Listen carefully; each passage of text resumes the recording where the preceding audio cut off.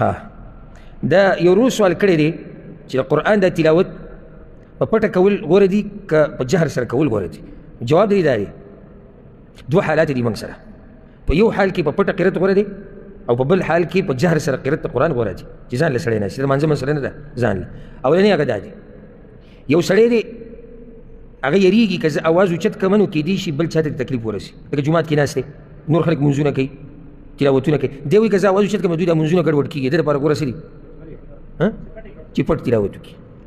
او حدیث کې دا راځي امام ابو داود راوړی دی چې رسول الله صلی الله علیه وسلم اعتکاف کړو، د هغه اعتکاف دا طریقه و چې جومات کې به ځان له خیمه لګولې، نو د صحابه کرامو د تلاوت ډېر په زوره کو نو پردې راسي اوچته کړه، وایي ګوره تاسو کې هر یو د خپل رب سره لګیا دی، فلا یؤذین بعضکم بعضا، یو بل له تکلیف مه ورکوئ، یو بل مه تنګوئ او د یو بل په قرت باندې اواز مه اوچتوئ. نو که چېرته ستا د اواز اوچتولو سره بل ته تکلیف ورسي بیا پټ قرت غوره دی. ها اوس که یو سړی په ځان باندې یېرېږي د ریاکارۍ نه نو څنګه غوره دی؟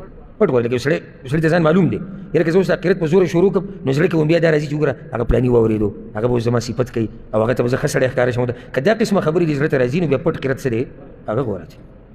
دویم حال دا دی چې په هغې کې جهر سره قرت هغه غوره دی کله چې کله دغه تېر شوي خبرې پکې نه وي، یعنې بل چا ته تکلیف نه رسي، د ریاکارۍ یره پکې نشتی، نو بیا قرت په څه سره غوره دی؟ په جهر سره. ولې؟ دلیل پرې دی په صحیح بخاري صحیح مسلم کې حدیث دی ما اذن الله لشیء ما اذن لنبي حسن الصوت يتغنى بالقرآن يجهر به، وی الله داسې غوږ یو شي ته نه یږدي لکه څنګه چې د یو نبي ښایسته تلاوت ته غوږ یږدي اوري او هغه په زوره دا قرت کوي.